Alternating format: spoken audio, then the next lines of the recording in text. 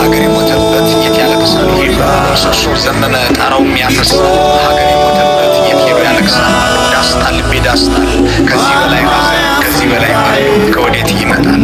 እነዚህ ሰይፎች ፊት የተገለጡ ስንኞች ናቸው ሀገር እየበረረች እያንሰራራችና ትንሣኤ እያደረገች ነው በሚሉ ዋሾች ፊት ለፊት የተዜሙ ብሶትና ቁጭት ያጋለጡ ሀቆች ናቸው ብልጽግና በነገሰ በ8ኛው ዓመት 8ኛው ወር ላይ በ8ኛው ቀን 2018 ላይ የተለቀቀው ይህ ዘፈን የሀገርን የ8 ዓመት ህመም የ8 ዓመትን ውርደት የ8 ዓመትን ቁልቁለት 8 ደቂቃ ሊሞላ በሰከንዶች እድሜ ባጠረ ዜማ የተቀለለ ነው ድምፃዊ ቴዎድሮስ ካሳሁን ቴዲ አፍሮ ሀገር መሞቷን ሲናገር እኛ መሪ ሆነን አገር ሞታ ትበሉ ዝም ብላችሁ አንሰራርታለች በሉ በጭፍን አውሮፕላናችን እየበረረች ነው በሉ በደፈናው ከፍታ ላይ ነን አታውሩን በሉ እያሉ የሚሰሩ የፖለቲካ ድንቆች ባሉበት ከተማ ላይ የሚኖር የአገርን ቁጭት ያንጎራጎረ ከያኒ ነው ቴዲ አፍሮ በዘፈኖቹ ያፋቀራቸው ያጋባቸው ያዋልዳቸው ያስታረቃቸው ብዙዎች ሔዋን እንደዋዛ ሲል ቀዘብየም እያለ ሲያዜም ደስ የሚል ስቃይ እያለ ሲመጣ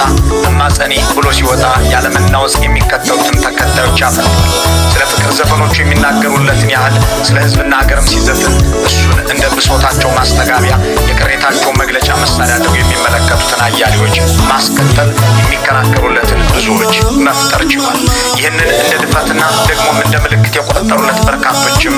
አብረውት ዘልቀዋል ብዙም ይጠብቁታል በቀደሙት ዘመናት ለሀገር የሚመች ስርዓት መምጣቱን ለማጠየቅ ሲፈልግ መሪ ቢለወጥም የነበረው ችግር ግን ያልተሻሻለ በመሰሉ አንድ ንጉሥ ለውጥ መቼ መጣ ብሏል እዚያም የቴዲ አፍሮ ድምፀት የቴዲ አፍሮ ጥያቄ ሀገር ከዚህ በላይ ይገባታል